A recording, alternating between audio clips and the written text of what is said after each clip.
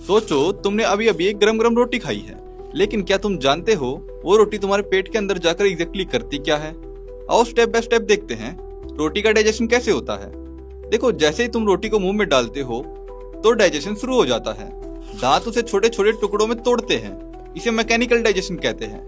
अब लार यानी कि सलाइवा, इसका काम शुरू होता है।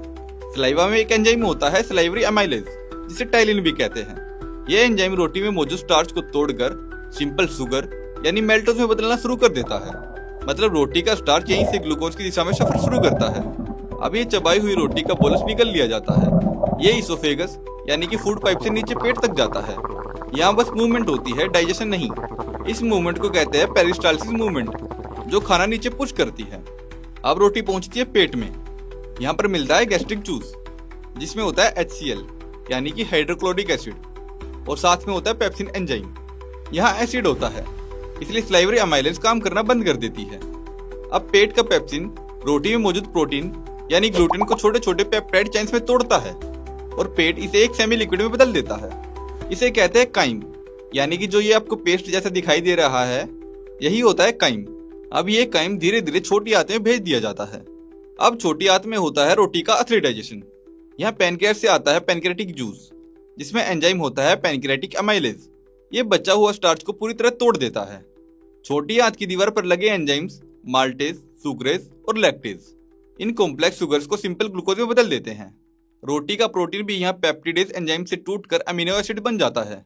और अगर घी या तेल साथ में था तो बाइल और लाइपेज उसे फैटी एसिड में तोड़ देते हैं। अब ग्लूकोज, अमीनो एसिड और फैटी एसिड छोटी आंत की दीवारों से एब्जॉर्ब होकर ब्लड में चले जाते हैं। यहाँ की विलाई और माइक्रोविलाई न्यूट्रिएंट्स को खून में पहुंचाती है और फिर खून इन्हें सीधे लीवर तक ले जाता है, जहाँ से पूरा शरीर एनर्जी बनाता है। अब रोटी का वो हिस्सा जो डाइजेस्ट नहीं हुआ था, जैसे कि वेस्ट, ये पहुंचता है लार्ज इंटेस्टाइन में। यहाँ पानी और कुछ मिनरल्स एब्जॉर्ब हो जाते हैं और फिर बाकी का बचा हुआ हिस्सा मल के रूप में बाहर निकलता है। यानी कि जो रोटी तुमने खाई थी उसका स्टार्च एनर्जी में बदल गया, प्रोटीन बॉडी रिपेयर में, फैट एनर्जी स्टोरेज में, और फाइबर ने डाइजेशन को स्मूथ किया।